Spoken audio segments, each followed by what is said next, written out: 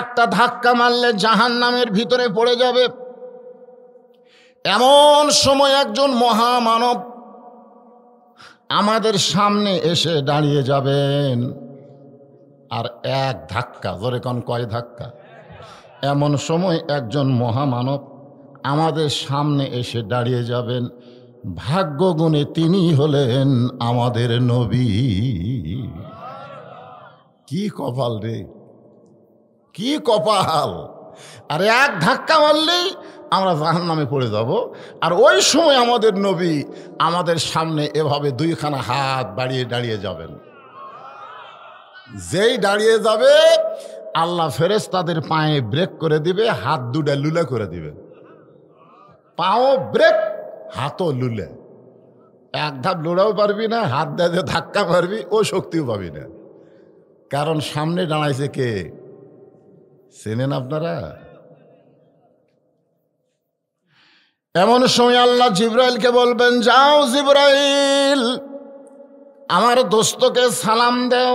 নবী না, আমার দোস্ত, জোরে কোন সুবহানাল্লাহ। আল্লাহ কি বলবেন? আমার নবীকে সালাম দাও। এ কথা আল্লাহ বলবে না, আল্লাহ বলবে আমার দোস্তকে সালাম দাও। ফেরেশতা জিবরাইল হাসরের ময়দানে এসে আল্লাহর নবীকে সালাম দিবেন, আসসালামু আলাইকা ইয়া রাসূলুল্লাহ। নবী সালামের উত্তর দিবেন না। সালাম দেওয়া কি সুন্নাত? যেরকম সালাম দেওয়া কি, আর উত্তর দেওয়া কি? ফেরেশতা জিবরাইল আবার সালাম দিবেন, আসসালামু আলাইকা ইয়া রাসূলুল্লাহ। নবী সালামের উত্তর দিবেন না। তৃতীয়বার যখন জিবরাইল সালাম দিবার যাবেন, এমন সময় নবী আমার মুখ খুলে বলবেন, জিবরাইল শুধু সালাম দিলে হবে না, সালাম দেওয়া দিতে হবে। সুবহানাল্লাহ। ফেরেশতা জিবরাইল বলবে, ইয়া রাসূলুল্লাহ, দুনিয়ার জীবনে আপনাকে 24,000 বার সালাম দিছি। কতবার? প্রত্যেক বাড়িতে একই কায়দায় দিছি, আসসালামু আলাইকা ইয়া রাসূলুল্লাহ। তাহলে সালাম দেওয়াটা শেখা দরকার আছে না নাই? কি সালাম দেবেন?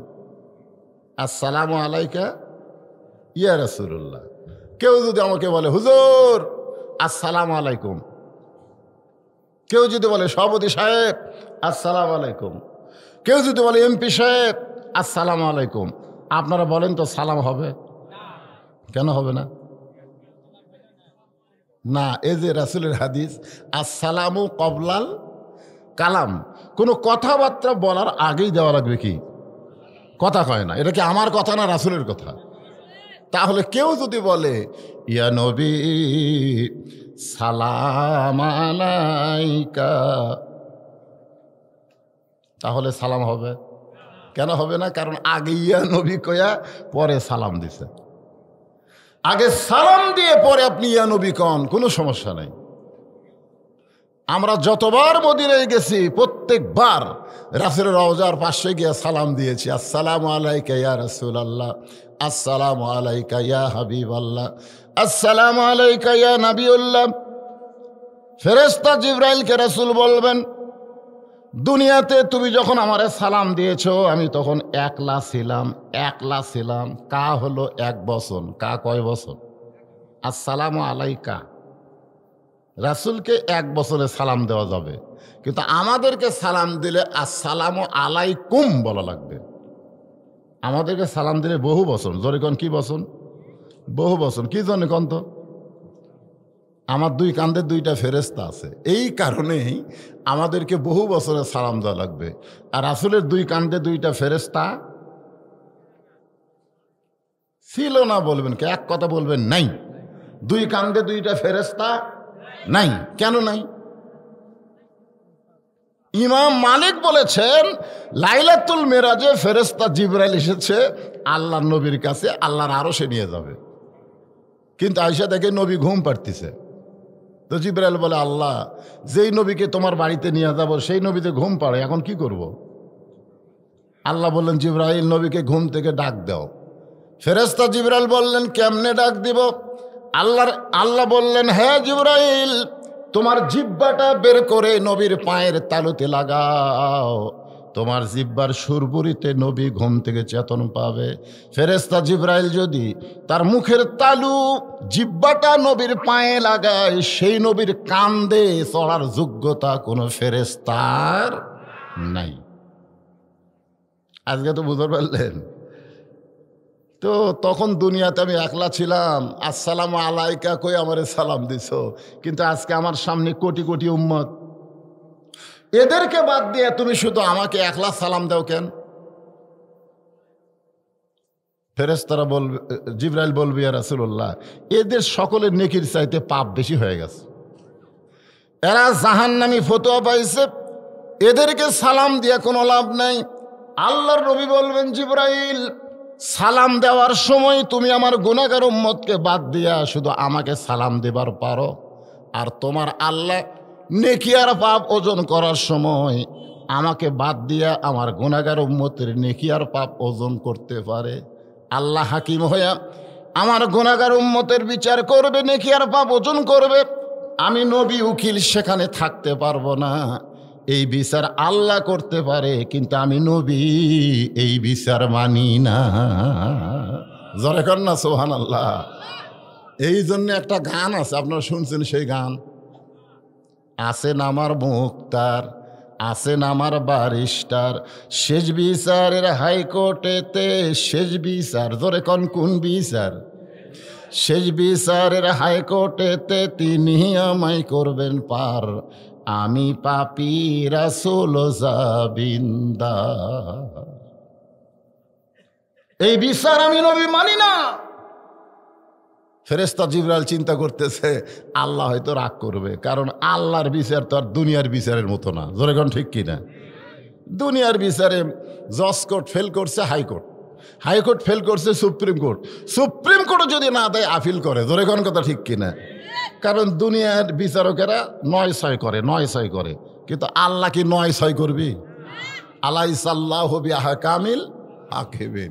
ফেরেশতা জিবরাইল চিন্তা করতেছে আজ যে কি হবে। আমার আল্লাহ ডাক দে বলেন, জিবরাইল, আমার দোস্ত নবীকে বলে দাও আমি আল্লাহ নবীকে এত ভালোবাসি, আর নবী তার উম্মতকে এত ভালোবাসে, এই ভালোবাসার কারণে নবীর আফিলকে আমি গ্রহণ করে নিলাম। তখন নবী বলবে, তোমরা সবাই আমার পিছনে পিছনে আসো। নবী সবার সামনে যাবে, আমরা সবাই নবীর পিছনে যাব। নেকি আর পাপ ওজন করে দেখা যাবে নেকির চাইতে পাপ বেশি। আল্লাহ বলবে, দেখেন তো হাবিব, আমি কি ভুল করছি? নেকির চাইতে পাপ তো বেশি। রাসূল বলে, আল্লাহ আপনি ইবাদতের নেকি ওজন করছেন, কিন্তু দরুদ, যেই দরুদের নেকি আমার উম্মতের কাছেও নাই, আপনার কাছেও নাই, আমি নবীর কাছে মদিনায় জমা হয়েছে, সেই দরুদের খবর কি? তখন নবী দরুদ বের করে নেকির পাল্লায় দিবে, সঙ্গে সঙ্গে নেকির পাল্লার ওজন বেশি হবে। এখন আপনারা বলেন, সেই দরুদ পড়তে আমাদের কোনো আপত্তি আছে? যখনই নবীর নাম উচ্চারণ হবে জবান খুলে বলতে হবে সাল্লাল্লাহু আলাইহি ওয়াসাল্লাম। আল্লাহ আমাদের দরুদকে কবুল করুক, জোরে কোন আমিন। বালি ঘুগুরি বিশ্বনবী সাল্লাল্লাহু আলাইহি সাল্লাম এমন একটা নাম দিছে মাদ্রাসার, সুবহানাল্লাহ। আমি তো ৩৮ বছর জীবনে, আমার ওয়াজের বয়স হলো ৩৮ বছর, ৩৮ বছর বয়সে বিশ্বনবী নবী মাদ্রাসার নাম আজই প্রথম দেখলাম। আমাদের এক বক্তা বলেছে নবীকে বিশ্বনবী বলা যাবে না। তো জনগণ প্রশ্ন করছে কেন বলা যাবে না? বলে বিশ্বকবি রবীন্দ্রনাথ ঠাকুর আর বিশ্বনবী মোহাম্মদ, তাহলে দুটাই তো বিশ্ব হয়ে গেল। আপনারা বলেন তো, বিশ্বকবি রবীন্দ্রনাথের আখেরাতে কোনো খাওয়া আছে? দুনিয়ার মধ্যে বিশ্ব নাম লিখছে, মরার পরে যে কি হবি বাবা রে। যদি ফুলগুলো হয় অভিমানে ঝরে যায়, আমি মালা গেথে বলো কারে পরাবো, সে যে কেন এলো না, কিছু ভালো লাগে না, কবরে আসুক তারে। প্রথম প্রশ্নে হবে মান রব্বুকা, যদি রবীন্দ্রনাথ ঠাকুরের প্রশ্ন করে মান রব্বুকা, তোমার রবকে, ওই আল্লাহ কবি না ভগবান কবি? এ কথা কয় না কেন? আল্লাহ না ভগবান? ওমাইয়াবতাগি গায়রাল ইসলাম দীনান ফালাই ইউকবালা মিনহু। আল্লাহ কোরআন কারিমের মধ্যে বলেন, ইসলাম ছাড়া অন্য কোন ধর্ম কেউ যদি গ্রহণ করে সেই ধর্ম আল্লাহর দরবারে কবুল হবে না। আল্লাহর কাছে একমাত্র কবুলযোগ্য ধর্মের নাম কি? আচ্ছা, আমার কথাকে আপনার ঠিক মতো শুনবার পাচ্ছেন না? তাহলে হো হ্যাঁ করেন না কেন বারা? এইটা কি আমার বক্তার কথা না আল্লাহর কোরআনের কথা? এখন কোন হিন্দু যদি বলে হুজুর তাহলে আমাদের খবর কি? আপনি তো সাম্প্রদায়িক ওয়াজ করতেছেন। ইসলাম সাম্প্রদায়িক না। আল্লাহ বলেছে লা তামুতুন্না ইল্লা ওয়া আনতুম মুসলিমুন। তুমি হিন্দুর ঘরে জন্ম নিলে কোনো সমস্যা নাই, মরার সময় তুমি মুসলমান হয়ে মরো। জোরে কোন কথা ঠিক কি না? অনেক মুসলমান জন্ম নিয়েছে মুসলমানের ঘরে, মরার সময় বেঈমান হয়ে মারা যাবে। আবার অনেক লোক হিন্দুর ঘরে জন্ম নিয়ে মরার সময় মুসলমান হয়ে মরবে। জোরে কোন কথা ঠিক কি না? আমাকে মরাটা কার ওপর হয় সেটা চিন্তা করা লাগবে। অধিকাংশ মুসলমান বাংলাদেশের কি হয়ে মরতেছে আল্লাহ ভালো জানে। এখন আসেন, এই মাদ্রাসার এতিমখানার উন্নয়ন কল্পে আজকের এই 22তম বার্ষিকী তাফসিরুল কোরআন মাহফিল, আজকের এই মাহফিল আল্লাহ তাআলা যিনাকে সম্মানিত সভাপতির আসনে কবুল করেছেন, জনাব আলহাজ মোহাম্মদ নজরুল ইসলাম খান। আজকের এই মাহফিলের সম্মানিত সভাপতিকে অন্তরের অন্তঃস্থল থেকে আমি শুভেচ্ছা জ্ঞাপন করছি। সম্মানিত প্রধান অতিথি জনাব প্রকৌশলী তানবীর শাকিল জয়। আচ্ছা, আজকের মাহফিলের সম্মানিত প্রধান অতিথি তিনি আসতেছেন, আমরা সকলেই তার জন্য দোয়া করি, আল্লাহ তাকে কবুল করুক। জোরে কোন আমিন। আজকের মাহফিলের সম্মানিত মেহমান পীরে কামেল আলহাজ হজরত মৌলানা আমজাদ হোসেন সাহেব, উনি আইছেন? উনি আসেন নাই। বিশেষ অতিথি জনাব ডাক্তার মোহাম্মদ জাহিদুল ইসলাম খান, উনিও আসেন নাই। যাই হোক, এছাড়াও সম্মানিত অতিথির মধ্যে যাদের নাম রয়েছে সকলকেই অন্তরের অন্তঃস্থল থেকে আমি শুভেচ্ছা জ্ঞাপন করছি। জি, আচ্ছা আচ্ছা আচ্ছা, মায়েরা, এই আপনাদের জায়গা নাকি সংকুলন হচ্ছে না, আপনারা একটু জমে বসেন। আজকে আমার আগে যে ভাই ওয়াজ করলো, দীর্ঘ সময় ওয়াজ করলো, কিছুক্ষণ পরপরই বললো কতক্ষণ চলবে, আপনার এখন সারা রাত চলবে। জোরে কোন ঠিক কি না? আমি তো ঘরের মধ্যে বসে আছি, এটা আপনাকে মনেই নেই। তো যাই হোক, দীর্ঘ সময় উনি ওয়াজ করছেন। উনি ওয়াজ করেননি, ওয়াজ করছেন। এই ওয়াজের মধ্যে আমার মা বোনদের একটা কথাও কয়নি। আমি শুনছি তো, আমি কিন্তু অনেক আগে আইছি, এশার নামাজের আগে আইছি, মাগরিবের পর পর পর হয়েছে। হ্যাঁ, তো আমার মা বোনেরা যে জায়গা হচ্ছে না, এত মা বোনেরা আইছে, ওদের জন্য কিছু ওয়াজ করার দরকার আছে না? নাই ধরে আছে না? তো মায়েরা ধৈর্য হারান না, আপনাদের জন্য আমি ওয়াজ করবো ইনশাআল্লাহ। আমার সামনে যারা বসে আছেন, আপনাদের মাঝে মাঝে যে সমস্ত আলেম ওলামা বসে আছেন, এই আলেম ওলামারা যারা বসে আছেন, আছে না নাই? এবং মাগরিবের নামাজের পর থেকে এতক্ষণ পর্যন্ত কোরআন হাদিসের আলোকে যে সমস্ত বক্তাগণ ওয়াজ করলেন, আলেম ওলামা সহ আজকের মাহফিলের বক্তাগণকে অন্তরের অন্তঃস্থল থেকে আমি শুভেচ্ছা জ্ঞাপন করছি। প্রধান অতিথির আগমন, লিল্লাহে তাকবীর, জনাব প্রকৌশলী তানবীর শাকিল জয়। জোরে বলেন মারহাবা। মাশাআল্লাহ। আমি বহুদিন হলে সিরাজগঞ্জে অনেক মাহফিলে বড় করছি, কাজীপুরের মধ্যে করছি, ওনার এলাকার মধ্যেও করছি, কিন্তু ওনাকে পাইনি, কাজে ব্যস্ততা ছিল। আজকে উনি ইনশাল্লাহ সশরীরে আপনাদের কাছে উপস্থিত হয়েছেন। অত্যন্ত ভালোবাসেন আমাকে, আমিও তাকে মহব্বত করি। তার বাবা যখন দুনিয়াতে ছিল তখন আমি আলমপুরে ওয়াজ করছি বহুবার, এই কাজীপুরের মধ্যে। তো যাই হোক, আল্লাহ তার মরহুম বাবাকে জান্নাতের বাসিন্দা হিসাবে কবুল করুক। জোরে কোন আমিন। তিনি এসেছেন, আমরা তার জন্য খাস করে দোয়া করি। তিনি আবার সামনে ইলেকশনে নৌকাই তো পাইছেন বাবজান, মাশাল্লাহ আমার বাবজান। তো উনি যখন এসেছেন আমি কেউ আজ শুরু করছি, শুরু কিন্তু করিনি, কেবল আপনাকেও সাইজ করতেছি, শুভেচ্ছা স্বাগতম জানাচ্ছি। আমি এটাও পর্দার অন্তরে যারা বসে আছেন সকলকে অন্তরের অন্তঃস্থল থেকে শুভেচ্ছা জ্ঞাপন করে এই মুহূর্তে আবার জানতে চাচ্ছি আপনারা সকলে কেমন আছেন। আলহামদুলিল্লাহ রাব্বিল আলামিন। যে আল্লাহ শারীরিক সুস্থতা দান করে মানসিক প্রশান্তির জন্য আজকের এই কোরআন কারিমের মাহফিলে কবুল করলেন, আমরা সে আল্লাহর ওপরে খুশি না বেজার? তাহলে জবান খুলে সমস্যারে সকলে বলবো রব্বানা লাকাল হাম। সবাই বলবেন, আল্লাহর প্রশংসা করা সেই মুখ বন্ধ থাকা যাবে না। রব্বানা লাকাল হাম হামদান কাসীরান তাইয়িবান মুবারাকান ফীহি। আল্লাহ তাআলা প্রতি আমরা এই জন্যে শুকর আদায় করতেছি যে শারীরিক সুস্থতা নিয়ে মানসিক প্রশান্তি নিয়ে আজকের এই জান্নাতের বাগানে আল্লাহ আমাদের কবুল করেছেন। আমি আপনাদের সামনে একটা আয়াতে কারিমা তেলাওয়াত করেছি। সে আয়াতের মধ্যে 4টা বিষয় আছে। যেরকম কয় বিষয়?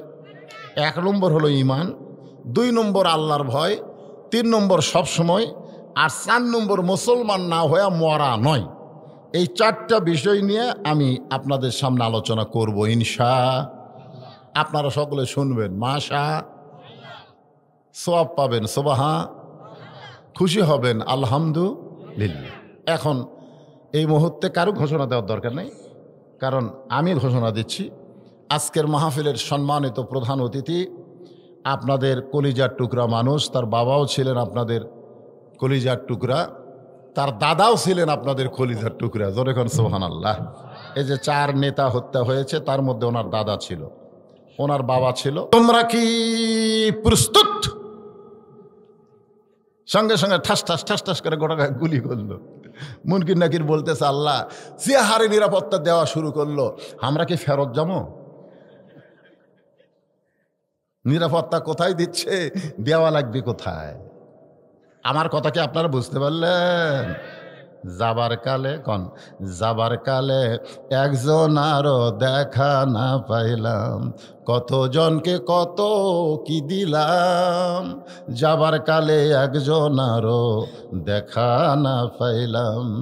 ফাতেমা কান্দের বলে, স্বামী গো, আল্লাহ যদি জানায়, কেউ জানে না মৃত্যুর খবর, কিন্তু আল্লাহ যদি জানায়, আল্লাহ পাক আমারে জানাইছে আজকে গভীর রাত্রে ফাতেমার মৃত্যু হবে।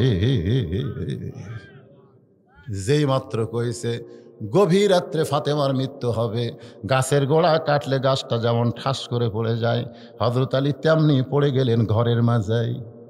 মা ফাতেমা মুস্কি মুস্কি হাসতেছে। যিনি গভীর রাত্রে মৃত্যুবরণ করবেন তিনি হাসতেছেন, আর মৃত্যুর খবর শুনে হযরত আলী কাঁদতেছেন। আপনারা বলেন তো সিধা না উল্টা? কথাটা বুঝতেছে না। যিনি গভীর রাত্রে মৃত্যুবরণ করবেন তিনি হাসতেছেন, আর মৃত্যুর খবর শুনে হযরত আলী কাঁদতেছেন। মা ফাতেমা আলীর জন্য উরাটটাকে বালিশ বানায় দিয়া কপালে একটা চুমু দিয়ে বললেন, স্বামী গো, এমন করে আপনি কাঁদবেন না, কারণ আসলে যাইতে হবে। সবাই একটু আমার সঙ্গে বলেন তো বাজান, আসলে যাইতে হবে। হুজুর, আপনি যখন ঢাকা যাবেন না, মতিঝিলে আমার বাসা আছে হুজুর, আপনার দাওয়াত। তো মতিঝিলে গেলে আমার বাসা, তো রে বাবা রে, হায় বাসার দিকে তাকায় বললাম, কে ভাই এই বাড়ি তোমার? আমার দিকে চোখ রাঙ্গা কয়, হুজুর এটা বাড়ি? এই মতিঝিলে এর বাড়ি? আপনি আচ্ছা মূর্খ হুজুর, এই শহরে এটা কেউ বাড়ি কয়? আমি বললাম, কে ভাই তাহলে এটা কি? এটা হলো বাসা। আমার বাড়ি হলো এই যে কি ঘুগুরি, বালি ঘুগুরি আমার বাড়ি আছে হুজুর। আর এই ঢাকাতে আমার বাসা। আমি কইলাম তাহলে আব্দুল আলিম বোধহয় ভুল করছে ভাই। উনি আবার কয় আব্দুল আলিম কি কইছে? আব্দুল আলিম 40 বছর আগে বলে গেছে, এপারে তোর বসত বাড়ি, ওই পারে তোর বাসা। সবাই বলেন, এপারে তোর বসত বাড়ি, ওই পারে তোর বাসা। ভবদরিয়াই পাড়ি দিতে, ভবদরিয়াই পাড়ি দিতে, কেমনে করলি আশারে, এপারে তোর বসত বাড়ি, ওই পারে তোর বাসা। তাহলে দুনিয়ার যত বাড়ি বাসা আছে এগুলো কি বসত বাড়ি? কথা কয় না, কি বাড়ি? থাকা পারবেন? এই থাকা পারবেন? ও 11 তলা 12 তলা 20 তলা ইনকা করে দেখে। আজরাইল কয় তোর ঘাড়তে বসে আছি, দেখাও শেষ, যাওয়াও শেষ। একটু মনোযোগ দিয়ে শুনবেন। ফাতেমার স্বামীর কপালে চুমা দিয়ে বলে, স্বামী গো, এমন করে আপনি কাঁদবেন না, কারণ আসলে যাইতে হবে। সবাই বলেন আসলে। এই তোমরাও কও কি? আসলে যাইতে হবে। কুটি যাবে? কবরে। এটা এটা কর বুঝার পারতেছে না। এরা মনে করছে আসলে বাড়ির যাওয়া লাগবে। আসলে এর ছোট ছোট বাচ্চারা যদি একবার বুঝে, এদেরকে আর নতুন করে বুঝার লাগবে না। জোরে কোন কথা ঠিক কিনা? হ্যাঁ, আমি কিন্তু আত্তাহিয়াতু, দরুদ শরীফ, দোয়ায়ে মাসুরা, আয়াতুল কুরসি এগুলা কিন্তু ওই ছোট অবস্থায় মুখস্থ করছি। ওই মুখস্থ দিয়ে এখনো নামাজ পড়তেছি। জোরে কোন ঠিক কিনা ভাই? আপনি আত্তাহিয়াতু কখন মুখস্থ করছেন কোন তো? সূরা ফাতিহা আমরা কখন মুখস্থ করছি? আজ পর্যন্ত বাংলাদেশে কেউ কোরআন শরীফ দেখে সূরা ফাতিহা মুখস্থ করছে? এইটা এমনি এমনি সূরা ফাতিহা। এই ছোট ছোট বাচ্চাদেরকে একটু বোঝা লাগবে। এই আবার কি শুরু করলো রে? ইয়াসে আবার কি শুরু করলো?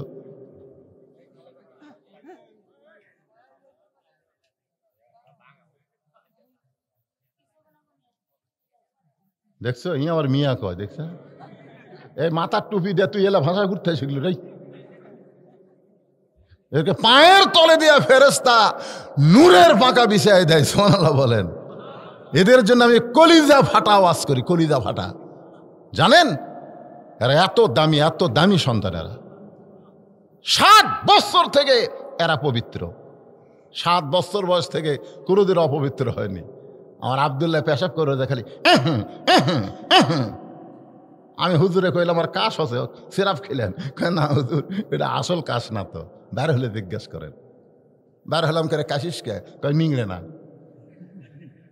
মানে পেশাব নিংড়ে না, এই জন্য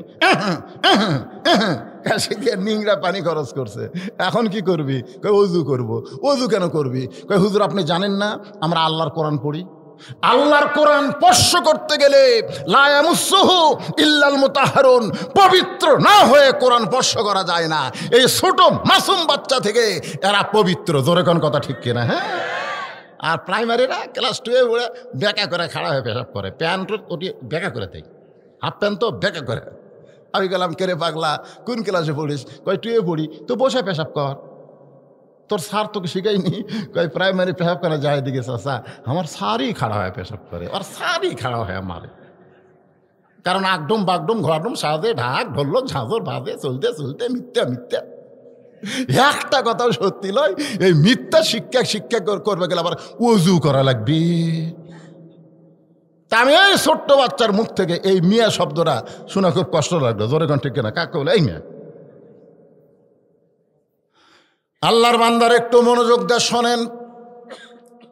ফাতেমা বলে, স্বামী গো, আপনি হলেন জ্ঞানের সম্রাট, আপনি হলেন আসাদুল্লাহিল গালিব। সুবহানাল্লাহ খান। ইসলাম গালিব করার ব্যাপারে আপনি হলেন আল্লাহর সিংহ, আর জ্ঞানের আপনি সম্রাট। মরার খবর শুনে আপনি যদি কান্দেন, তাহলে সাধারণ মানুষ কেমনে থাকতে পারবে? ওগো স্বামী, আমি মরে যাওয়ার পরে আমার 2টা চাওয়া আপনাকে পুরা, 3টা চাওয়া আপনাকে পুরা করা লাগবে। জোরে কোন কয়টা? 3টা চাওয়া আপনাকে পুরা করতে হবে। ফাতেমা কান্দের বলে, স্বামী গো, 3টা চাওয়া আপনি পুরা করবেন। আপনি যদি দুর্বল হয়ে যান তাহলে আমার 3টা চাওয়া কে পুরা করবে? আলী কান্দের বলে, ফাতেমা, দুনিয়ার জীবনে গরিব ছিলাম বলে তুমি কিছুই চাইলা না, আর মরার পরে তুমি কি চাইবা ফাতেমা? আপনার বলেন তো, হজরত আলী ধনী ছিল না গরিব ছিল? এমন গরিব ছিল, একদিন গভীর রাত্রে হজরত আলী ঘুম থেকে চেতন পাইছে। চেতন পায়ে দেখে হাসান হোসেন ঘুম পাড়তেছে, কিন্তু ফাতেমা ঘরের মধ্যে নাই। গভীর রাত্রে হজরত আলী চমকে গেল, আমার 2টা সন্তান ঘুম পাড়ে, কিন্তু বউটা গেল কোন জায়গায়? দরজায় গিয়ে তাকায় দেখে কালো চাদর মাথায় দিয়ে মা ফাতেমা খুব জোরে জোরে হাঁটতেছে। হজরত আলীর সন্দেহ হয়ে গেল, এই গভীর রাত্রে আমাকে ঘুমের মধ্যে রাইখা আমার বউটা কোথায় যাবে? নিরাপদ দূরত্ব বজায় রেখে পিছনে পিছনে হাঁটতেছে। এমন একটা জানলার পাশে ফাতেমা দাঁড়ায়, যে জানলার ঘরের মধ্যে আল্লাহর নবী ঘুম পাড়তেছে।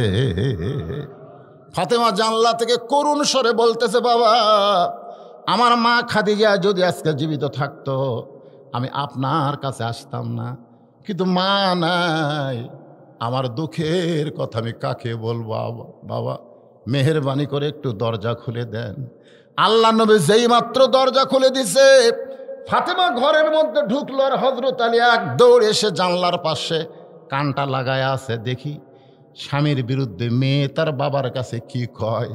আমি গরিব মানুষ, ঠিক মতো সংসার চালাতে পারি না, হয়তো আমার বিরুদ্ধে কিছু বলবার আইছে, এটা কান ফাইলা জানলার কাছে দাঁড়িয়ে আছে।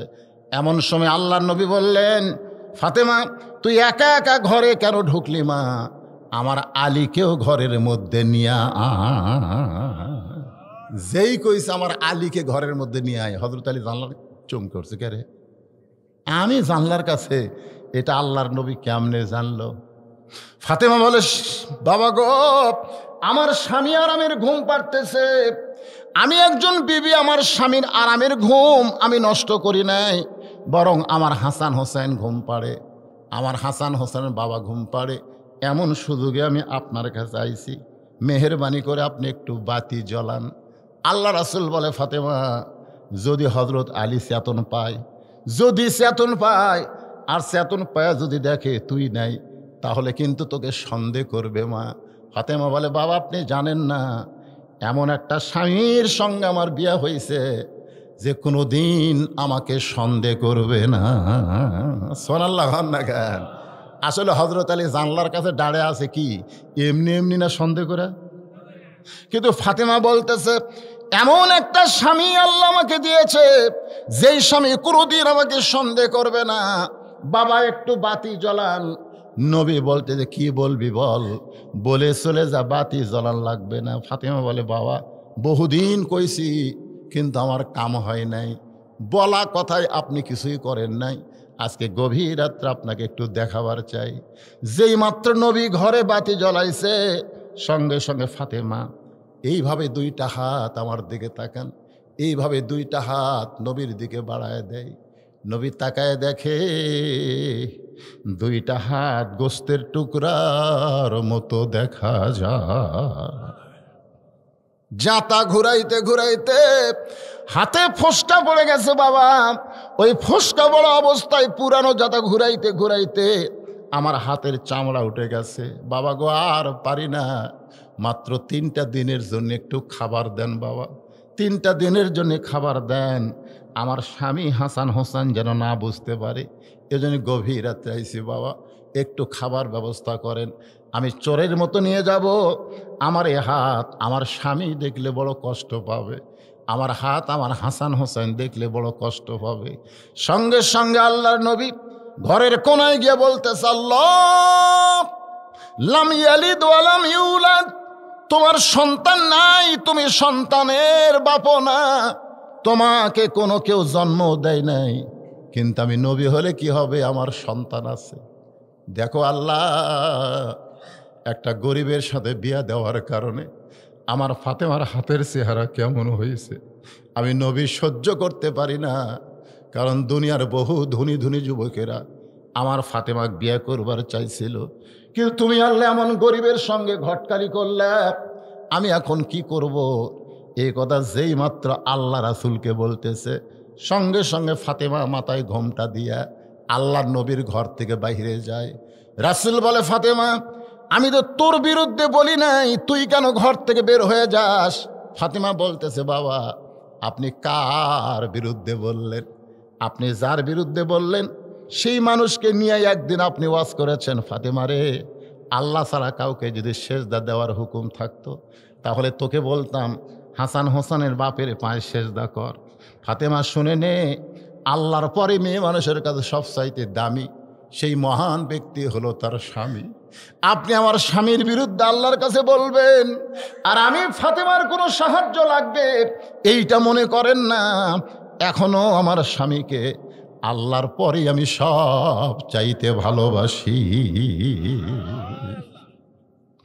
আলী কান্দের বলে, ফাতেমা রে, দুনিয়ার জীবনে গরিব ছিলাম বলে তুমি কিছুই চাইলা না, আর আজকে মৃত্যুবরণ করবে, তুমি কি চাও রে ফাতেমা? বলে, 1 নম্বর চাওয়া হলো রাতের অন্ধকারে মৃত্যু হবে, রাতের অন্ধকারেই আমাকে দাফন করা লাগবে। আমি রাতের অন্ধকারে মৃত্যুবরণ করব, আর দিনের আলোতে আমাকে কবর দিবে, আমার পর্দার খেলাফ হবে। আমার 2 নম্বর চাওয়া হলো আমার কোনো জানাজার ব্যবস্থা করবেন না, আমার জানাজা লাগবে না। ফাতেমা, আলী বলে, ফাতেমা তুমি পাগল নাকি? লক্ষ মানুষ তোমার জন্য দোয়া করবে। ফাতেমা বলে, লক্ষ মানুষ যদি বলে ফাতেমা ভালো, আর আপনি যদি বলেন আমার ফাতেমা ভালো না, ওই লক্ষ মানুষের দোয়া দেয়া ফাতেমার 1 তিল পরিমাণ লাভ হবে না।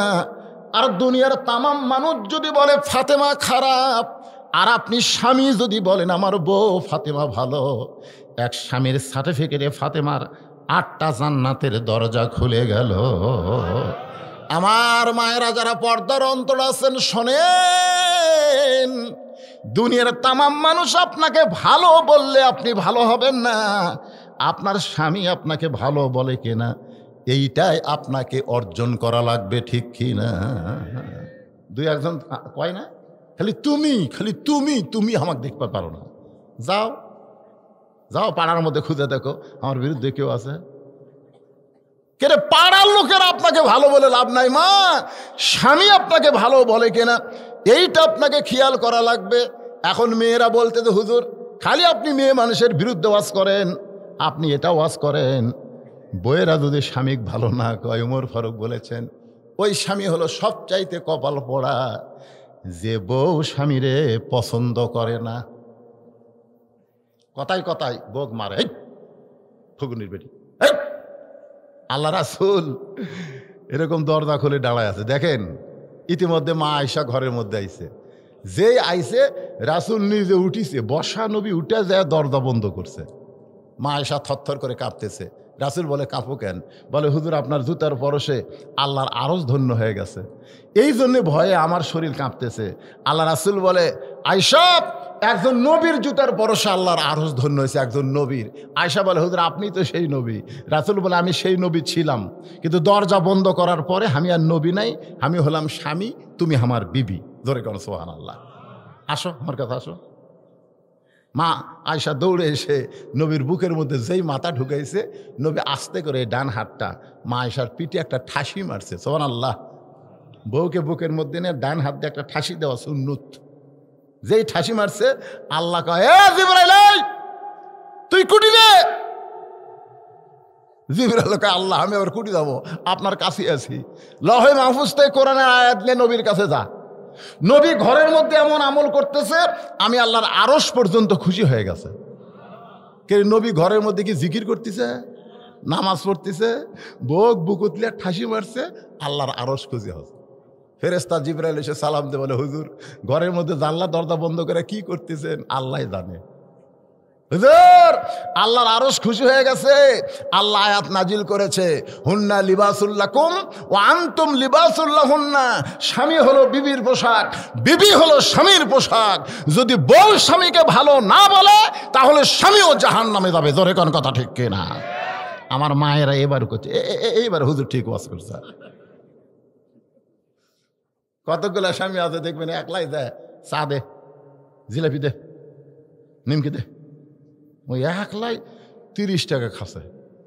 আর বউ 3 হাত থেকে বলতেছে আমার জন্য একটু বাদাম আনো গো, একটু বাদাম। ওই বউয়ের এই বাদাম আনার কথা খেয়াল থাকে না।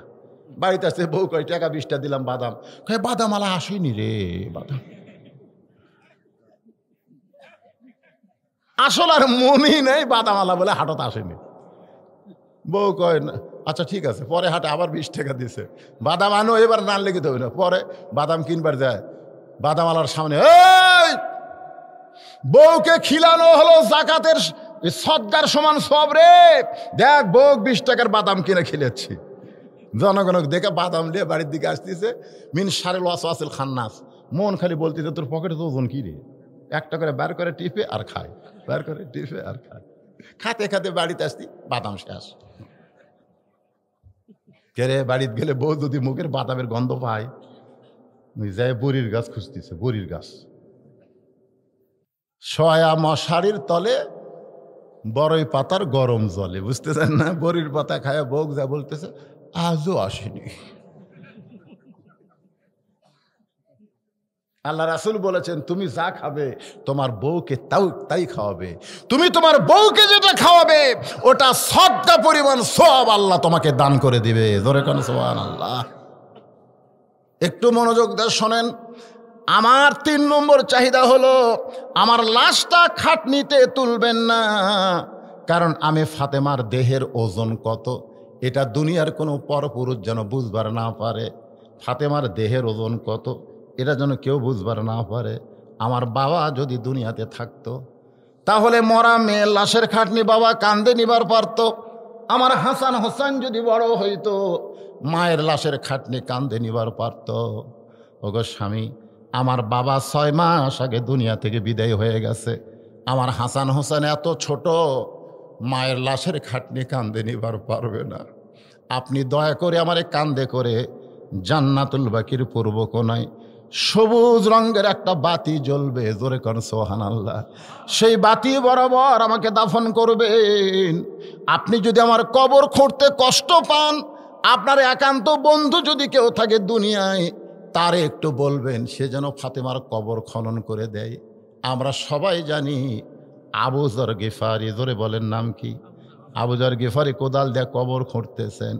খুঁড়তে খুঁড়তে এক সময় বললেন কবর রে, রাতের বেলা কবর খোঁড়ার কারণ হলো তোর মধ্যে এমন একজন নারী আসবে যার স্বামী হলো আসাদুল্লাহিল গালিব। এ খবর বেয়াদবি করিস না।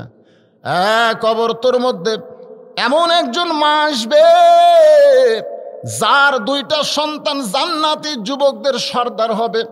খবরদার কবর বেয়াদবি করিস না। কবর রে, তোর মধ্যে এমন একটা মেয়ে আসবে যার বাবা হলেন আল্লাহর নবী। এই বলে যখন কোদাল মারতে চায় এমন সময় কে যেন বলতেছে এটা কিন্তু ফাতেমার জন্যে নয়, এটা আমাদের জন্যে বলতেছে। কেউ মনে করবেন না যে ফাতেমার জন্যে বলতেছে, ফাতেমার জন্যে নয়, আমাদের জন্যে কে যেন বলতেছে। আবু যর, কার মেয়ে, কার বিবি, কার মা, এইটা কবর দেখবে না। কবর দেখবে যারা আমল ভালো, কিন্তু যেদিন ডাক পড়িবে কবর মাঝে যাইতে, জোগাড় কিছু করছো বন্ধু তার মাঝে বিছাইতে। এই গজল গালে গুনাহ হবে? কে বাবা যুবক গুনাহ হবে? তাহলে সবাই বলেন কিন্তু যেদিন ডাক পড়িবে কবর মাঝে যাইতে, জোগাড় কিছু করছো বন্ধু তার মাঝে বিছাইতে। ডানে কবর বামে কবর। কে ভাই মিথ্যা কথা না সত্যি কথা? আপনাকে এলাকা থেকে গোরস্থান নাই? গোরস্থানে যায় দেখবেন ডানে কবর বামে কবর, নিচে কবর আছে যে, উপর দিকে ছায়া দেখো বাঁশের ছাউনি দিছে কে। এমন আজাব দিবে রে ভাই, এমন আজাব দিবে রে ভাই, কবরের ওই মাটিতে গলা ফেটে রক্ত ঝরবে চিৎকারের ওই চোটেতে। সঙ্গে সঙ্গে আবু যর গিফারি কোদাল ছেড়ে মারছে দৌড়, কবর ছেড়ে মারছে দৌড়। নির্দিষ্ট সময়ে হযরত আলী, কারণ কোনো খাটনিতে তোলা চলবে না, কোনো খাটনিতে তোলা চলবে, কোনো খাটনিতে তোলা চলবে না। নির্দিষ্ট রাতে হযরত আলী ফাতেমার লাশ নেওয়ার জন্য ঘরের মধ্যে ঢুকছে, ঢুকে দেখে ফাতেমা নিজে নিজেই গোসল করেছে, নিজে নিজেই কাফনের কাপড় পরেছে। সুবহানাল্লাহ, জোরে কান। কারণ ফাতেমাকে কে গোসল করে দিবে রে? যে মেয়ে গোসল করে দিবে ফাতেমার পর্দার খেলাফ হয়ে যাবে। এই কারণে ফাতেমা নিজে নিজেই গোসল করে, নিজে নিজেই কাফনের কাপড় পরে। হযরত আলী দেখে গোটা দেহ কাপড়ের কাপড়, খালি মুখ আর দুইটা হাত কাপড় পরে নাই। দুইটা হাত কাপড় না পরার কারণ হলো ডান পাশে হাসান আর বাম পাশে হোসাইনকে এভাবে থাবড়ায়া থাবড়ায়া দুইটা ভাইকে ঘুমায়া দিছে। কারণ এই দুইটা ভাই যদি চেতন থাকে তাহলে মারে কবর দিতে বাবারে বাধা দিবে। আর কবরের পাশে যদি মা মা বলে কানতে কানতে সকাল হয়ে যায়, দুনিয়ার মানুষ কবরের খবর পাবে। হযরত আলী এখন কি করবে? আস্তে করে হাসানের বুক থেকে এই ডান হাতখানা কাফনের মধ্যে ঢুকাই দিল, আস্তে করে বাম হাতখানা হোসানের বুক থেকে মার কাফনের মধ্যে ঢুকাই দিল। হযরত আলী হাসান হোসেনের মুখের দিকে তাকায়া বাবার চোখটা দর দর করে পানি পড়তেছে। কারণ যে দুইটা সন্তান মায়ের দুই পাশে ঘুম পাড়তেছে, এই দুইটা সন্তান কিন্তু দুনিয়ার সাধারণ কোনো সন্তান নয়। সুবহানাল্লাহ কর না কেন? হযরত ওমর ফারুক বলতেছে, ইয়া রাসূলুল্লাহ, আসরের নামাজের প্রথম সেজদায় 3 বার সুবহান রাব্বিল আলা কইলাম, কিন্তু দ্বিতীয় সেজদায় যায় 100 বার সুবহান রাব্বিল আলা কই, তাও আপনি সেজদা তোলেন না। দ্বিতীয় রাকাতে ঠিকই হলো, তৃতীয় রাকাতে ঠিকই হলো, চতুর্থ রাকাতেও ঠিক হলো, কিন্তু প্রথম রাকাতের দ্বিতীয় সেজদা এই লম্বা সেজদা দিলেন কেন? এক সময় আমার মনে হলো আমি মাথা তুলি নবী দেখি, তো নবী কি ঘুমালো? কিন্তু একতে দায়িত্ব বেহাদাল ইমাম, আমার ইমান বলল না, ইমামকে যদি মানিস সেজদা থাক। কিন্তু হুজুর সত্যি বিশ্বাস করেন, খালি 3 বার সরবেল আলাপ বলার পরে আমি খালি চিন্তা করছি, ওঠে না কেন, ওঠে না কেন, ওঠে না কেন? হুজুর এত লম্বা সেজদা দেওয়ার কারণ কি? আল্লাহ রাসূল মুস্কি হাসিতে বললেন, আমি লম্বা সেজদা কি এমনি দিছি? বেকায়দা। সাহাবেরা বললেন, হুজুর কি বেকায়দা? রাসূল বললেন, দুইটা পবিত্র, দুইটা পবিত্র। আমি যখন দ্বিতীয় সেজদায় গেছি আমার পিঠের উপর এসে বসেছে। দুইজন পবিত্র আমার পিঠের উপর বসে, ওরা দুইজন আর ওঠে না। আমি এখন সেজদা না অবস্থায় ওদেরকে পিঠ থেকে নামাবার চাই, কিন্তু নামাজের মালিক আল্লাহ কয়, হুজুর কি কাক নামাচ্ছেন? এই দুইজন আপনার পিঠে যতক্ষণ বসে থাকবে, নামান তো দূরের কথা, আপনি সেজদা থেকে মাথা তুলবারই পারবেন না। সমস্ত সাহাবেরা বললেন, হুজুর এই দুই পবিত্র কে? রাসূল বললেন, হাসান আর হোসাইন। জোরে কোন সুবহানাল্লাহ, সুবহানাল্লাহ। হযরত আলী হাসান হোসেনের মাঝখান থেকে তার মাকে নিয়ে কান্দে করে জান্নাতুল বাকির পূর্ব কোণায় সবুজ রঙের বাতি, যেই বাতির কোনো আলো নাই, যেই বাতির কোনো তার নাই, যেই বাতির কোনো সুইচ নাই, বিনা তারে বিনা সুইচে আমার আল্লাহ অটোমেটিকভাবে জ্বলায়া দিছে। আবু যর কে? আবু যর কোথায়? আবু যরকে আল্লাহ আগেই খেদায় দিছে। হযরত আলী ফাতেমাকে দাফন করার পরে আল্লাহর কাছে বলতেছে, আল্লাহ আমার ফাতেমাকে তুমি কবুল করো।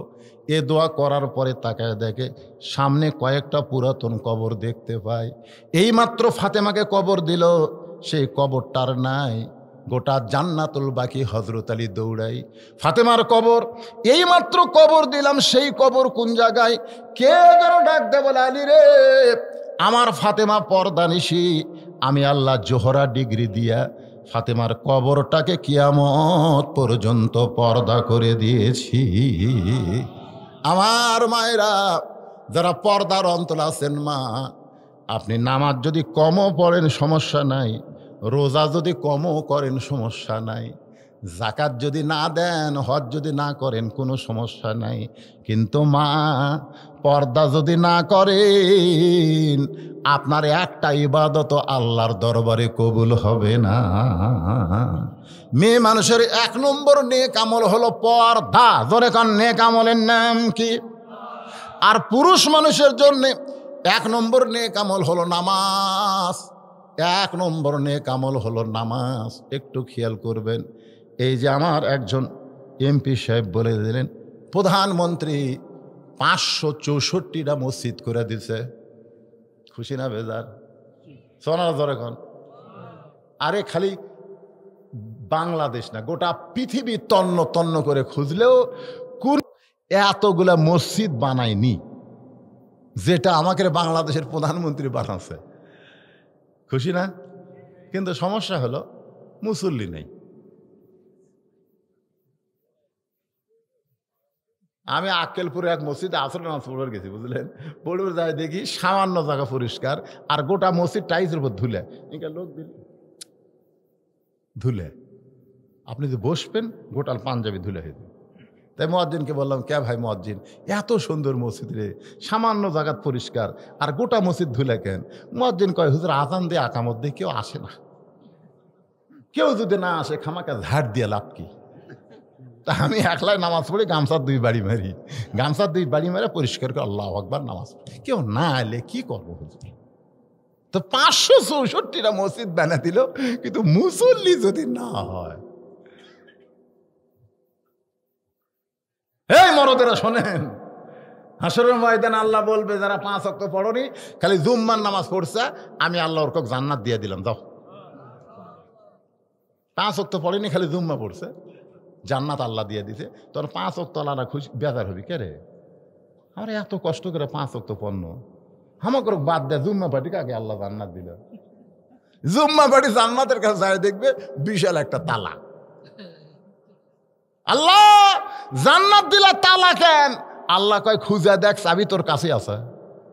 ওই তখন পকেট খুঁজে দেখবি চাবি একটা আছে, বিসমিল্লাহ করে চাবি ঢুকাবি, কিন্তু ঘুরবি না, ঢুকছে ঘরে না। আল্লাহ চাবি একটা পাশি ঢুকলো ঠিকই ঘরে না। আল্লাহ কয় তালার মধ্যে 5টা দাগ আছে, তোর চাবির মধ্যেও 5টা দাগ থাকা লাগবে। তো বলে আল্লাহ তালার মধ্যে কিসের 5টা দাগ?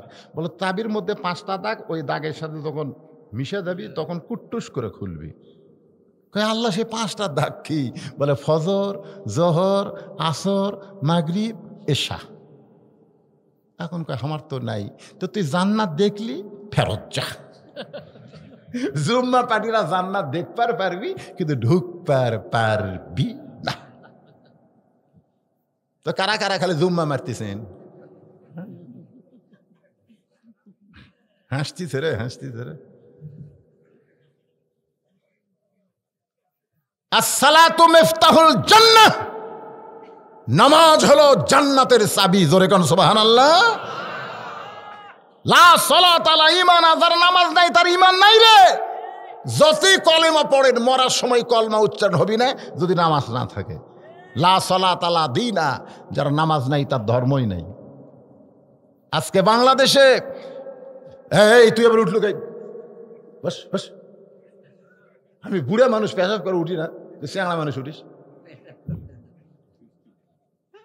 আসলে যে কয়জন আপনারা আছেন, কি ঘুম ধরতেছে?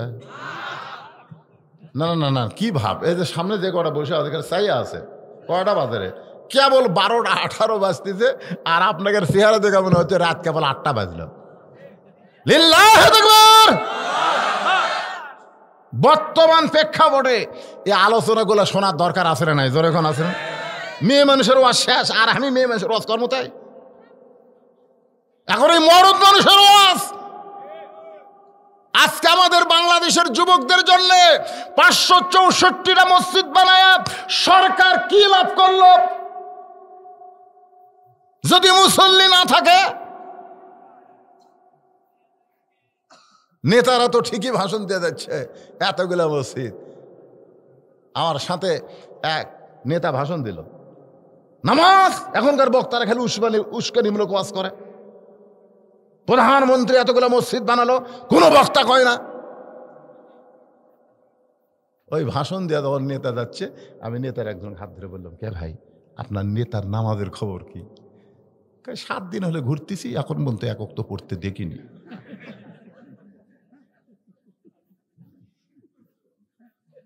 আপনারা কি মনে করছেন আমি মসজিদ বানা দিল, নামাজ পড়ল না?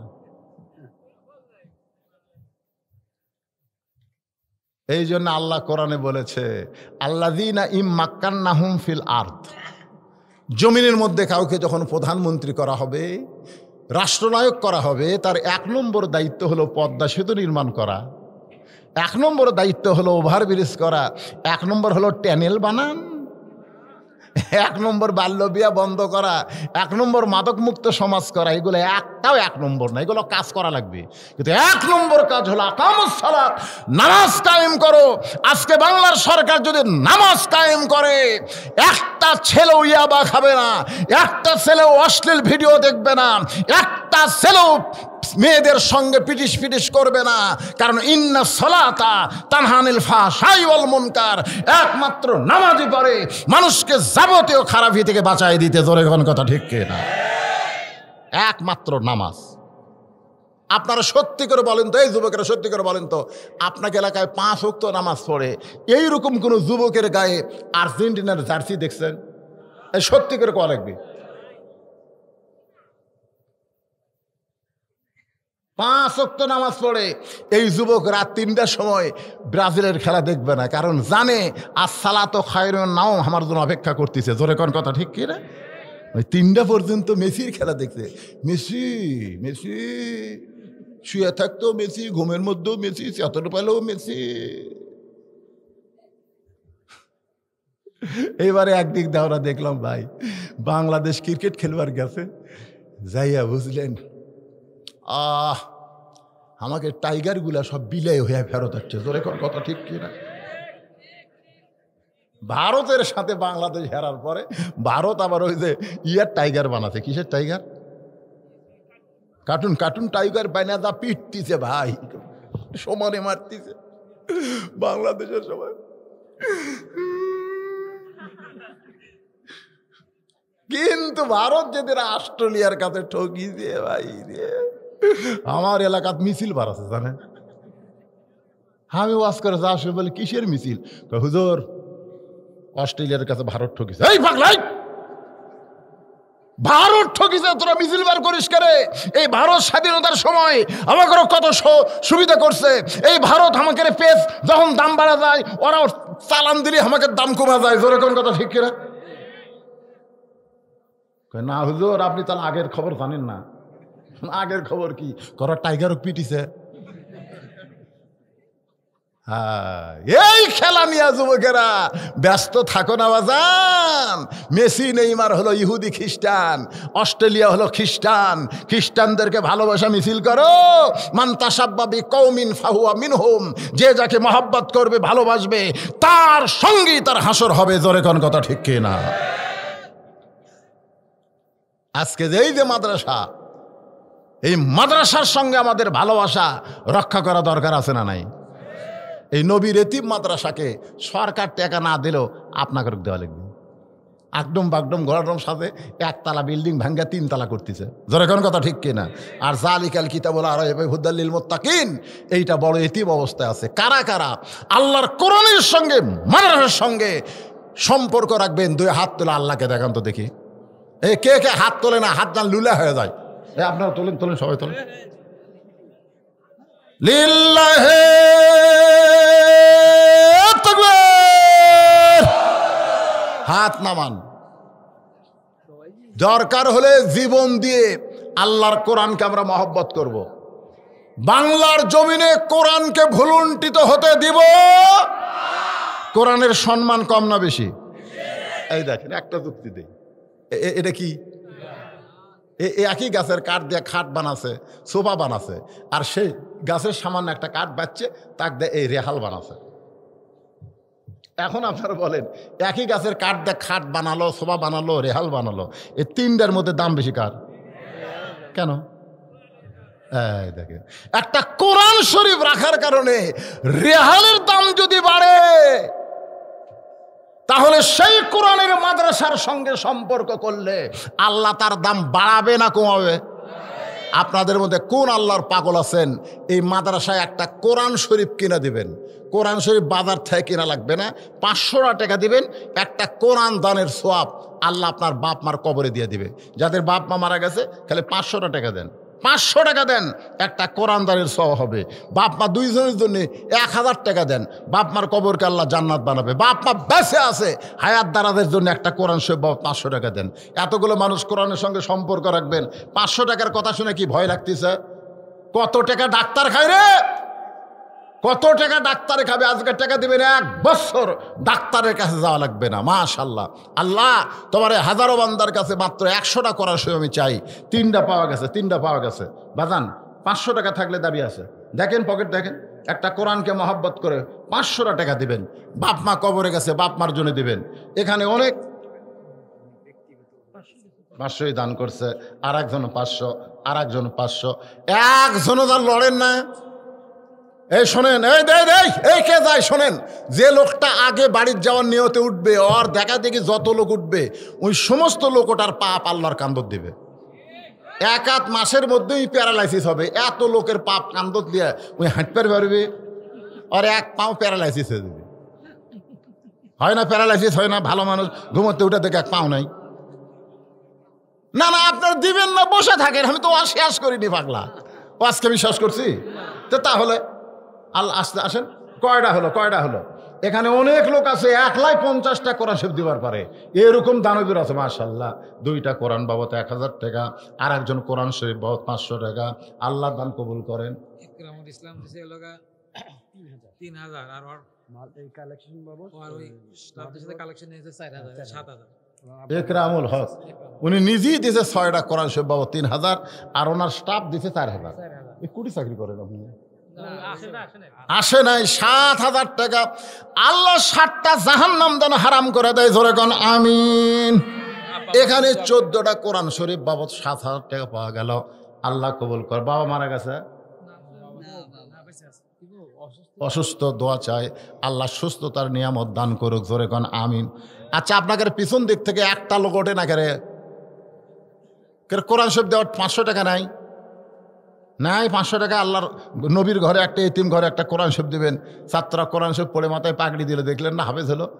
আপনি অংশগ্রহণ করেন, কোরআনকে মহব্বত করেন, কোরআনকে ভালোবাসেন।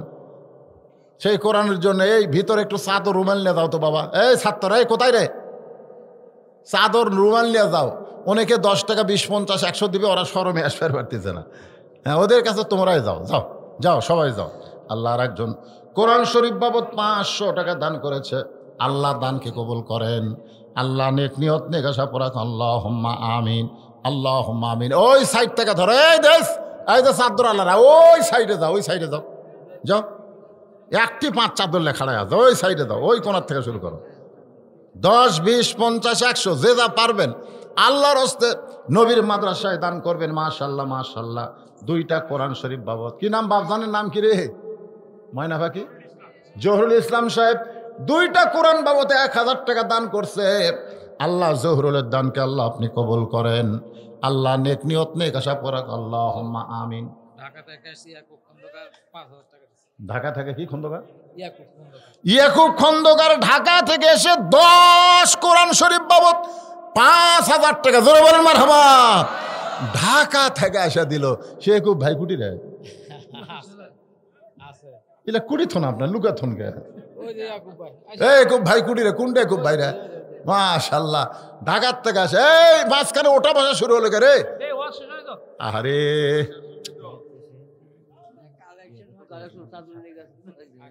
টাকা দিবি না দেখে উঠতেছে। আচ্ছা, টাকা না দেওয়ার যৌবনের যদি বাড়ি ঘর ভাঙ্গা যায়, আর সদকা তো তারুদ্দুল বালা, দান সদকা করলে এই যৌবনের বালা থেকে আল্লাহ আপনাকে হেফাজত করবে। যা পারেন দেন। চাদর লেগেছে, আপনি কি 500 দেওয়া লাগবে তাই? হ্যাঁ, একুব ভাই কোনটা? মাশাআল্লাহ। আপনি কি এই গ্রামেরই সন্তান না ঢাকা?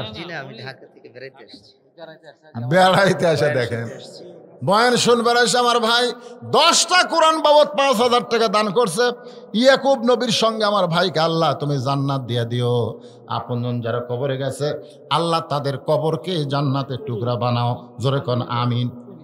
আপনি যে হিসাব দেওয়ার সময় বললেন ঢাকার থেকে 60,000, সেটা কি এইবার কার না গতবারকার? একটা কোরআন শরীফ বাবদ 500 টাকা দান করছে, আল্লাহ কবুল করেন। আর একটা কোরআন বাবদ 500 টাকা, আর একটা কোরআন শরীফ বাবদ 500 টাকা। সবচাইতে বড় দান আল্লাহ নবী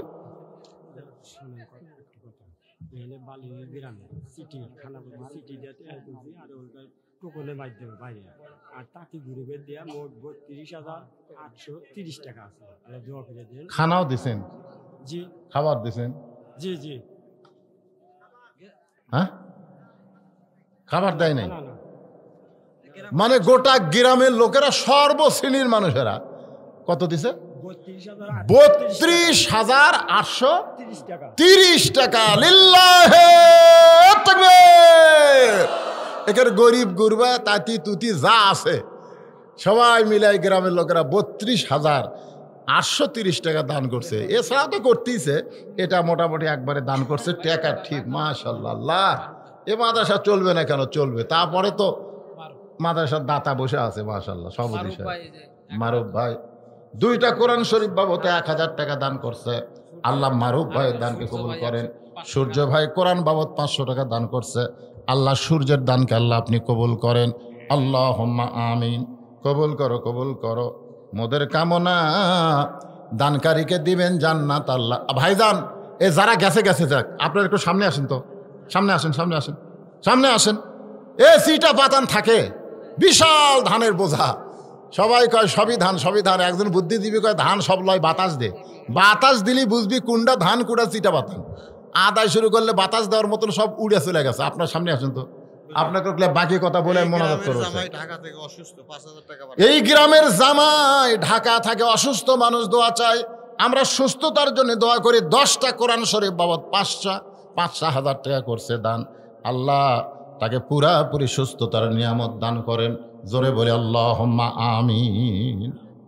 ভাই আর কারো দান আছে? তাড়াতাড়ি দেন, বেশি লং টাইম আদায় করা যাবে না, কারণ আগে আদায় করছে দ্বিতীয় বক্তা। আবার আমি যদি একই কাম করি। লুৎফর রহমান 5,000 টাকা দান করবে।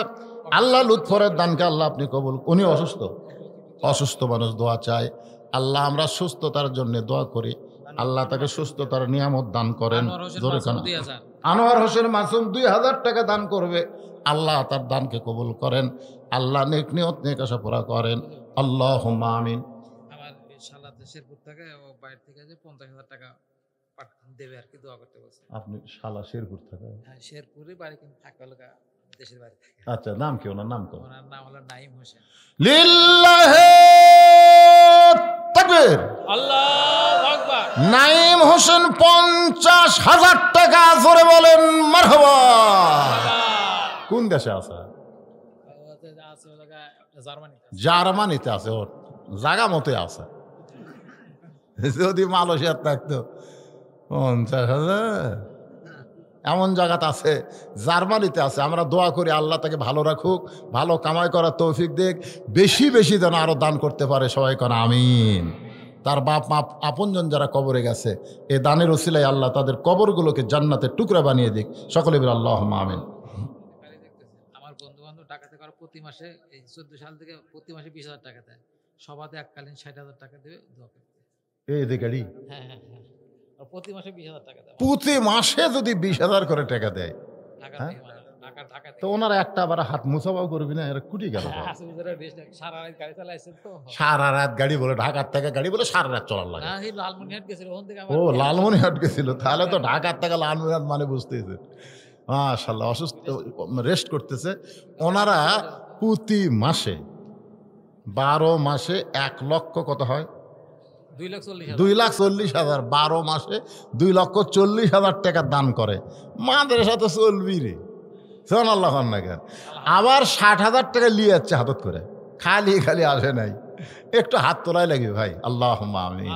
আল্লাহ, আমি জীবনে বহু মাহফিল করলাম, এত বড় দানবীর কোনো মাদ্রাসার জন্য দেখলাম না। আল্লাহ, আল্লাহ তোমার ঢাকার মানুষ, আল্লাহ সিরাজগঞ্জের মাদ্রাসাকে বিশ্বনবী সাল্লাল্লাহু আলাইহি ওয়াসাল্লামের মাদ্রাসার মহব্বতের পাগল প্রতি মাসে 20,000 করে টাকা দান করে। আজকে আবার 60,000 টাকা দান করলো।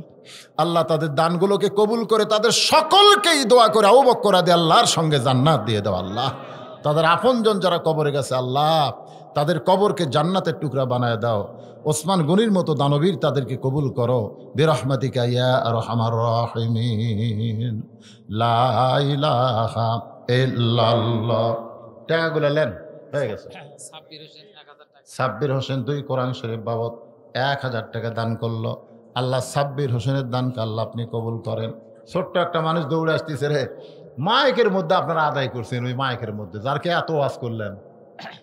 আরেকজন 5000 টাকা দিছে নামটা না না, আমি যা কই সেটা শোনেন না, কি ওই মাইকের জন্য এত ওয়াজ করলো, ওটা আদায় করছেন। আদায় হইছে।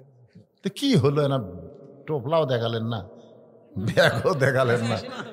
হ্যাঁ? আবার গেছে আবার গেছে একবার হসে একবার হইছে আবার গেছে ডবল নিচ্ছেন, ডবল হুজুর আমি এলাকা সিস্টেমে ডবল পেন ডবল দেওয়া। আচ্ছা আচ্ছা ওনারা ডবলই দেয় হ্যাঁ যদি প্রথম বক্তার কাছে দিয়ে দিতে বক্তা আচ্ছা আচ্ছা। মানে দুইজনকে দেয়। এখানে 5000 টাকা আছে, খুলে দেখেছেন? হ্যাঁ বাবা আর দেখেন তো, খোলেন, খুলছে খুলছে। আচ্ছা ঠিক আছে। 5000 টাকা নাম বলে নাই, নাম বলছে, নাম বলে নাই, গোপনে খামের মধ্যে করছে দান। আল্লাহ গোপনে তার দান কবুল করে হযরত আলী রাদিয়াল্লাহর সঙ্গে জান্নাত দেন। ধরে কোন আমিন। ছোট্ট একটা বাচ্চা মাঝখান থেকে উঠে এসে 100 টাকা দান করলো। আল্লাহ দানকে কবুল করেন। গ্রামের এক চাকরি ঢাকাতে আসতে পারে না 2000 টাকা দেবে। এই গ্রামের একজন ছেলে ঢাকায় চাকরি করে আসতে পারে নাই, 2000 টাকা দান করবে। আল্লাহ তার দানকে কবুল করেন। আল্লাহ নেক নিয়ত নেক আশা পুরা করেন। আল্লাহুম্মা আমিন। আয়াতের 2 নম্বর অংশ হচ্ছে আত্তাকুল্লাহ, ভয় করতে হবে আল্লাহর। জোরে বলেন কার? এই অন্তর থেকে বলেন কার? কিন্তু বর্তমানে বাংলাদেশে আল্লাহ ছাড়াও অন্য একটা ভয় আমাকে কলিজার ঢুকে গেছে। ঠিক কিনা? আমাকে ইমাম সাহেব সভাপতি সাহেবদের কি হুমকি মারছে ভাই, হুমকির চোটে বুঝলেন। ওই দোয়া করতেছে, রব্বানা আতিনা ফিদ দুনিয়া হাসিনা ওয়া ফিল আখিরাতি হাসিনা ওয়া কিনা আযাবান নার। আসলে বলা লাগবে হাসানা, বলতিছে হাসিনা। শোনেন, আত্তাকুল্লাহ শব্দের অর্থটার ব্যাখ্যা বুঝবেন। শয়নে স্বপনে নিদ্রায় জাগরণে সব সময় ভয় করতে হবে কার? আরো জোরে বলেন, আল্লাহ ছাড়া অন্য কারো ভয় করা যাবে? কেন ভয় করবেন আল্লাহর জন্য? আল্লাহ বলতেছেন ওয়াহু আলা কুল্লি শাইইন কদির, সমস্ত বিষয়ের উপরে একমাত্র ক্ষমতা আমার। আল্লাযী খালাকাল মাউতা ওয়াল হায়াতা, তোমাকে কেউ বাঁচাতে পারবে না আমি আল্লাহ যদি মারি, কেউ মারতে পারবে না আমি আল্লাহ যদি বাঁচাই। কথা কোন ঠিক? তাহলে ভয় করতে হবে কার? কিন্তু মসজিদে জোহর নামাজ পড়বেন, সিরাজগঞ্জের কেন্দ্রীয় মসজিদে জুতা যদি 2000 টাকার হয়, তখন জুতা কি দরজা থাকবি না হাতত উঠবি? কথা কয় না রে, এই জুতা কি হাতত উঠবি না দরজা থাকবি? হাতত জুতা লিয়া মসজিদের মধ্যে ঢুকতেছে, মুয়াজ্জিন সালাম দিয়ে বলতেছে, ভাই কার ভয়ে? আল্লাহর ভয়ে। আল্লাহর ভয়ে তো জুতা কেন? তখন মুসকি মুসকি হাসি আর কয়, চোরেরও ভয়। শোনেন, 2টা চোর, মাত্র চোর কয়টা? 2টা চোর গোটা মসজিদের চারিধার ঘুরতেছে আর বলতেছে আমাকে রে ভয়ে সব ভালো জুতা ভিতরে ঢুকছে। দেখেন চোরের মশার, দেখেন বুক থাবায় কয় আমাকে রে ভয়ে। 1000 মুসল্লি 2 চোরের ভয়ে জুতা লিয়া মসজিদের মধ্যে ঢুকছে। বর্তমান বাংলাদেশে ভালো মানুষের মশান কমে গেছে, চোরে কেড়ে মশান বেড়ে গেছে। জোরে কোন কথা? হাই রে চোরে কেড়ে মশান, ভাই আমার চিনিস? ওই ওরই ভয়ে জাপানি তালা লাগাছে, দরজা তালা লাগে বা টানছিছে। বউ কয় কি টানো? তালা যেন না খোলে। তুমি কার ভয়ে দরজার তালা দিলে? আল্লাহর ভয়ে। বাংলাদেশে আল্লাহর ভয় আছে? চোরের ভয়। চোরের ভয় আল্লাহর ভয়, জালেমের ভয় জুলুমের ভয়, আল্লাহর ভয় একই সঙ্গে রাখা চলবে না। কেবলমাত্র ভয় করতে হবে আল্লাহর। ধরে কোন কথা ঠিক কিনা? হাক্কা তুকাতিহি, এই ভয়টা যথাযথ ভয় করা লাগবে, নিয়ম মতো ভয় করা লাগবে। রেজাউল করিম কাউসারি সাহেব মারা গেছে, যায়নি? মারা গেছে এখানে আছে 2 বার। হুজুর এই যে দ্বিতীয় বক্তা সাহেবের কালে 15,840 টাকা দিলে আনছি মহিলা মহিলার থেকে। দেখেন যে আমার আমানটাই হারালো। আপনি নাকি রেহেছিল মা বোনদের নিকালা বেশি দোয়া। তো মা বোনদের যে ওয়াজ আমি করছি, দ্বিতীয় বক্তা ওয়াজ না করেই যদি 15,000 দেয়, আর আমি সেই ফাতেমার ওয়াজ করো, ঠিক ঠিক পর্দার ওয়াজ করো, বেশি হবি ভাই রে, বেশি হবি। সুবহানাল্লাহ, হ্যাঁ আমি জানি আমাকে এলাকার কিছু গরু বুঝলেন এক পানানে দুধ দেয় না। এক পানান বোঝেন, এই বাছুর ঠিক আছে, দুধ আছে, টানতেছে, এই দুধ নেই, কে রে দুধ পানান, পোলান ভরা দুধ গেল ফুটি। পরে তখন আবার কি করে, চালাকি করে বাছুর আবার ছাড়া দেয়। যেই বাছুর ছাড়া দেয় ওই আবার দুধ লিয়ে আসে, যে লিয়ে আসে আবার টান দেয়, আবার ঝনঝট করে তুলে নেয়। এর নাম হলো দুই পানান।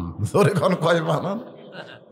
এক পানানে 15,000, আর এক পানানে এক ব্যাগ হবে ইনশাল্লাহ। আজকে আপনাকে এই নদীর ধারে তো আজকে খুবই মজা লাগলো ভাই। সুবহানাল্লাহ। হ্যাঁ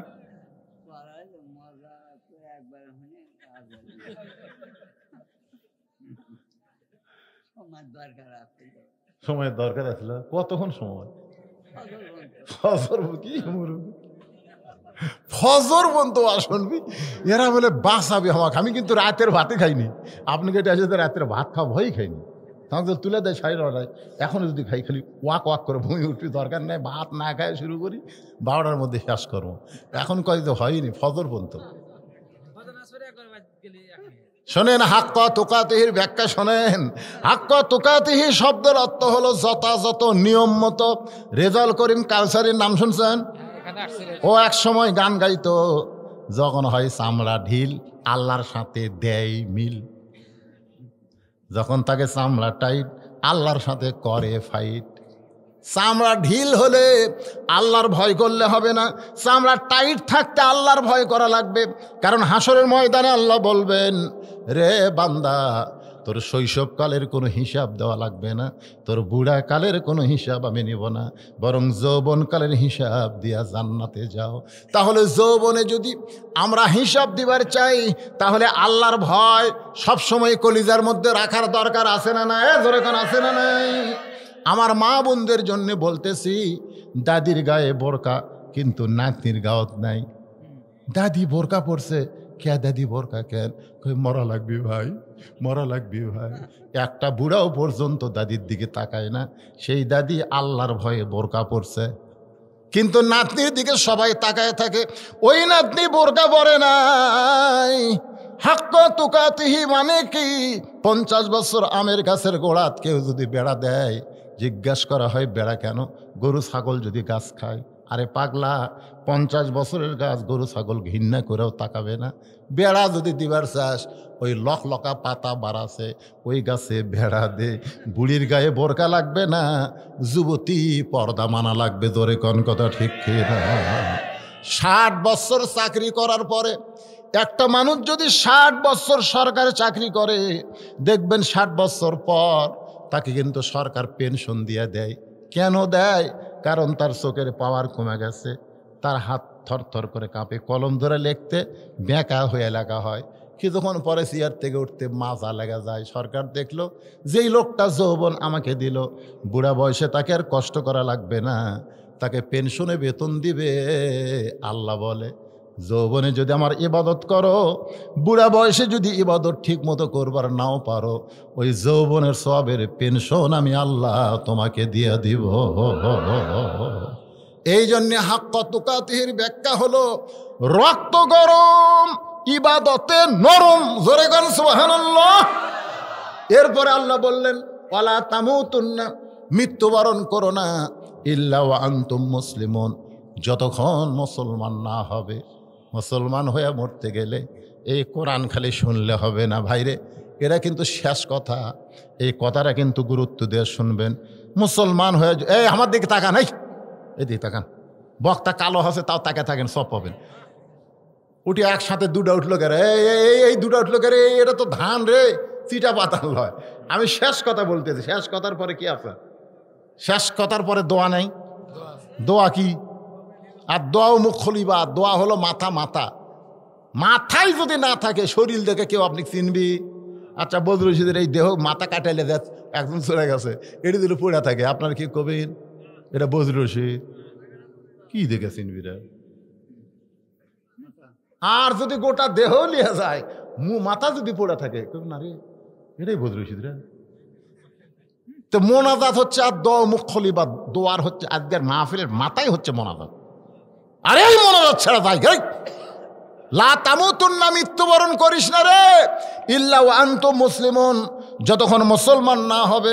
আর মুসলমান হয়ে মরতে গেলে এই কোরআন খালি শুনলে হবে না, বাস্তব জীবনে আল্লাহর কোরআনকে আঁকড়ে ধরা লাগবে। এরকম করতে সালাম আমিন কাসালাম তাবারাকতা ইয়া জাল জালালি ওয়াল ইকরাম।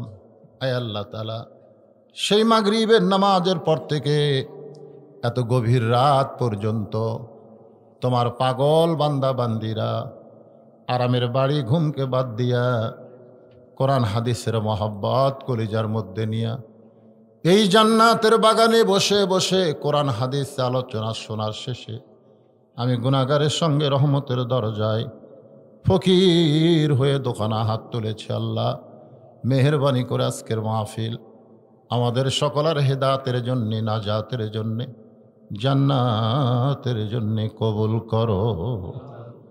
এই মাহফিলের শুরু থেকে শেষ পর্যন্ত যত আলোচনা হয়েছে আল্লাহ, এর মধ্যে যদি ত্রুটি হয়, ভুল হয়, মাফ করে দিও।